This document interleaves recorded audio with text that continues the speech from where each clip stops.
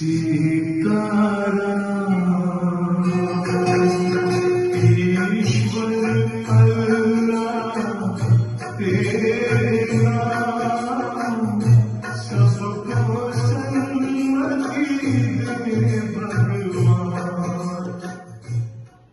बेटा राम, राम उठो राम। हाँ, आप कौन हो? मैं मोहनदास करमचंद गांधी हूं। मोहनदास करमचंद गांधी अर्थात महात्मा गांधी? हाँ बेटा, लोग मुझे इसी नाम से ही पहचानते हैं। बेटा इधर आओ, तुम क्यों उदास लग रहे हो? बापू, बात यह है कि कल आजादी का पर्व है और मुझे कल स्कूल में उसके बारे में कुछ बोलना है, इसलिए। उसमें क्या बड़ी बात है, आजादी के बारे में कुछ बोल देना। लेकिन बापू, क्या सच में हम आजाद हुए हैं? तू ऐसा क्यों बोल रहा है? चलिए बापू, मैं आपको कुछ दिखाता हूं। देखिए बापू, उस घर में। मम्मी पापा, मुझ पर थोड़ा रहम करो प्लीज, मुझे आगे पढ़ने दीजिए। मैं आगे पढ़ना चाहती हूँ और डॉक्टर बनना चाहती हूँ। बस बेटा, आपने बहुत पढ़ लिया। हमारे समाज में लड़कियां इतना पढ़े यही बहुत बड़ी बात है। पढ़ना लिखना छोड़ो और अपनी शादी के बारे में सोचो। क्या मुझे पढ़ने लिखने की और मेरे सपने पूरे करने की भी आजादी नहीं मिलेगी? आइए बापू, उस घर में भी देखते हैं। मेहरबानी करके आप यह व्यसन छोड़ दो और घर में भी ध्यान दिया करो। अब हमारे घर में खाने के लिए अनाज का दाना भी नहीं है।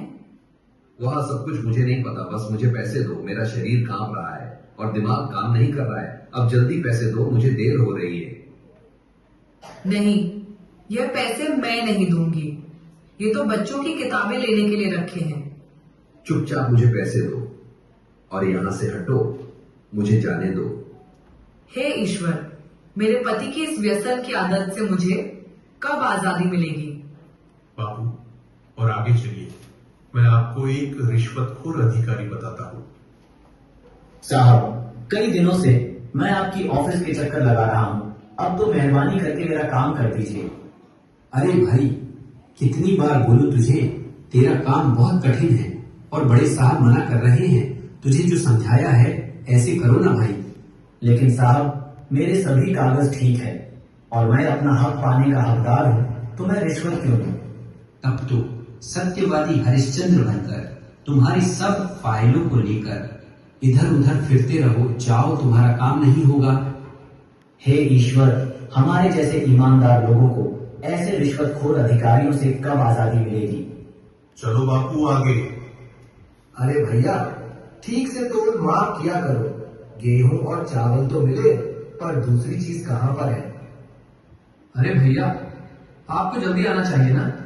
बाकी सामान तो सब खत्म हो गया है। आगे से ही कम सामान आया था, उसमें हम क्या कर सकते हैं? आपने तो कल ही सामान देना शुरू किया है, तो खत्म कैसे हो सकता है? अरे यहाँ से निकलो भैया, और लोग भी लाइन में राह देख रहे हैं। आपको जो शिकायत है वह बड़े अधिकारी से जाकर करना।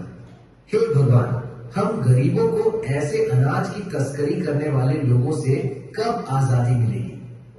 देखा ना बापू आपने, क्या आपको लग रहा है कि सच में हमारा देश आजाद हुआ है? आज के समय में भी लड़कियों को पढ़ने की आजादी नहीं है। आज के समय में बहुत सारे लोग व्यसन के अधीन होकर अपने घर की जिम्मेदारी को भूल रहे हैं। यहाँ पर सरकारी अधिकारी भी रिश्वत लेकर अपना काम करते हैं। अनाज बेचने वाला भी अनाज की तस्करी करके गरीबों का अधिकार छीन रहे हैं। क्या हम सच में आजाद हुए हैं? हमें देखनी है आजादी, हर हाल में हमें देखनी है, हमें देखनी है आजादी।